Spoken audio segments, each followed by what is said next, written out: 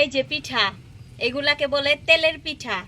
আসসালামু আলাইকুম সবাইকে, ইটস মি তানিয়া তানহা। এই হচ্ছে তেলের পিঠার জন্য আমরা প্রথমে ডিম দিয়ে দিলাম। আমার ভাস্তি কিন্তু হাত দিয়ে গুলতাছে, মানে ভাইরে ভাই, শেষ পর্যন্ত ভিডিওটা দেখার জন্য আপনাদের কাছে অনুরোধ রইল যে আমরা কী রকম পিঠা বানাইছি, আসলে কি এইগুলা খাওয়ার যোগ্য কি না। তো এইখানে আমরা গরম পানি, চিনি আর চাউলের গুঁড়া দিয়ে মিক্স করছি। এটা আমার ভাস্তি করতেছে আর আমি ভিডিও করতেছি। আমার ভাস্তি বলতেছে যে আজকে এই পিঠা কেমনে যে খামো আর কেমনে যে বানামো, আমরা কি পারবো। আমি বললাম দেখা যাক, চেষ্টা করি, ট্রাই করি, এমনি এমনি শিখবো।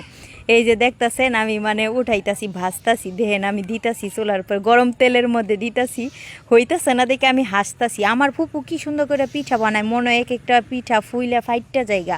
আর দেখেন আমি আর আমার ভাস্তি কীরকম অকাম শুরু করে দিছি, একটা পিঠাও ভালো মতো হয় নাই। দেখতেছেন কী রকম হয়ে গেছে গা, একটা পিঠাও সুন্দর হয় নাই।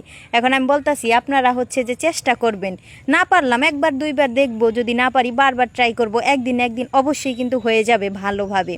তো এইখানে কাদারি হইতাছে, এলেনে আমরা মজা করতেছি, হাসাহাসি করতেছি, তেলের পিঠা ফুইলে যাবো গা, কিন্তু এইটা হয় নাই, আমাদেরটা পারি নাই। তো কি হয়েছে, চেষ্টা করতে তো কোনো ক্ষতি নাই, এই জন্য আমরা চেষ্টা করছি। এই যে আমি দেখাইতেছি, এই যে পিঠা, এটা হচ্ছে তেলের পিঠা। আপনাদের দেশে কি পিঠা বলে সেইটা আমি জানি না, আমাদের দেশে তেলের পিঠা বলে। এখন আপনারা কি পিঠা বলেন আমি জানি না, সেটা কিন্তু কমেন্টে অবশ্যই জানাই দিবেন। এই যে দেখতেছেন পিঠার সাইজ কি একটা, ফুলবো তো দূরের কথা, একবারে কাদারি মাদারি হয়ে হয়েছে। তারপরও চেষ্টা করলাম, কেমন হয়েছে অবশ্যই জানাবেন।